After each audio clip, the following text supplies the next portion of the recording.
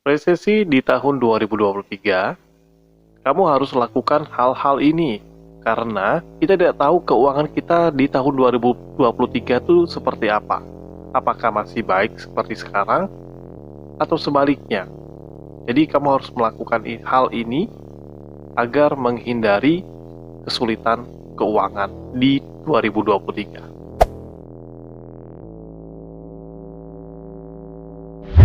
Hari ini kita akan membahas resesi. Sebelum saya informasikan hal apa yang harus kamu lakukan untuk menghadapi resesi di tahun 2023, terlebih dahulu saya akan menjelaskan apa itu resesi. Apa itu resesi? Turunan perekonomian secara pesat di suatu lingkungan. Dalam ekonomi makro, resesi atau kemerosotan adalah kondisi ketika produk domestik bruto menurun atau ketika pertumbuhan ekonomi real bernilai negatif selama 2 kuartal atau lebih dalam 1 tahun. Resesi dapat juga diartikan sebagai penurunan aktivitas ekonomi yang signifikan berlangsung selama berbulan-bulan atau bertahun-tahun.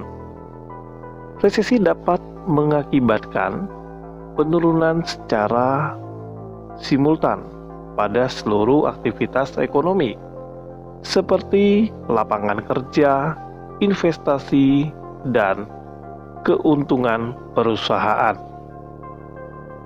Resesi sering diasosiasikan dengan turunannya harga-harga, deviasi, atau kebalikannya, meningkatnya harga-harga secara tajam atau biasanya kita kenal dengan nama inflasi. Dalam proses yang dikenal sebagai stagflasi, resesi ekonomi yang berlangsung lama disebut depresi ekonomi. Pertanyaannya, apa yang harus kita lakukan saat ini bila resesi pada tahun 2023 itu terjadi? Yang harus kita lakukan adalah ada 3 hal di sini yang saya catat. 3 hal ini adalah: 1. Belajar hidup sederhana. Kenapa harus belajar hidup sederhana? Buat Anda yang saat ini selalu hidup dengan kemewahan, mungkin harus belajar hidup sederhana, mengurangi pengeluaran-pengeluaran yang tidak penting. Misalkan, Anda saat ini tinggal atau menyewa apartemen atau ngekos dengan fasilitas yang sangat baik.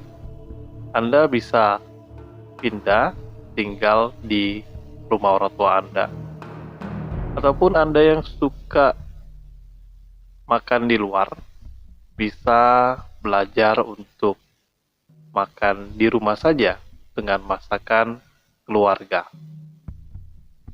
Dan masih banyak hal-hal sederhana yang bisa kamu lakukan, intinya untuk mengurangi pengeluaran kamu. 2. Kamu harus belajar mengurangi biaya pengeluaran yang tidak terlalu penting. Misalkan, pergi ke mall, belanja shopping, nonton, ataupun nongkrong atau apapun itu. Kamu harus belajar mengurangi pengeluaran-pengeluaran yang tidak penting. Karena kita tidak tahu apa yang akan terjadi pada tahun 2023. 3. Tidak membeli barang-barang yang pembayarannya dengan sistem cicilan. Karena seperti saya kasih tahu tadi, kita tidak pernah tahu apa yang terjadi pada tahun 2023. Mungkin saat ini keuangan Anda sedang bagus, sedang baik, sedang stabil. Tetapi pada saat 2023 yang masih misteri, ketika Anda keuangannya sulit atau mengalami penurunan dalam penghasilan, bagaimana Anda bisa membayar cicilan Anda?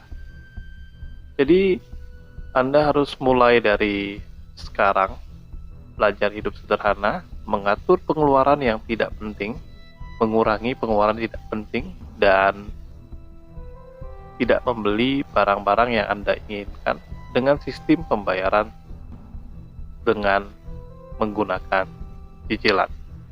Di sini saya kasih tahu, hidup sederhana itu sangatlah penting di dalam kehidupan sehari-hari.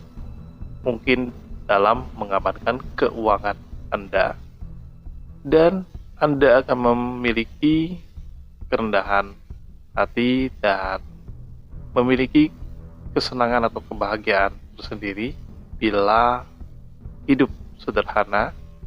Memang Anda saat ini mampu untuk hidup lebih dari itu, lebih dari sederhanaan, misalkan dengan penuh kemewahan.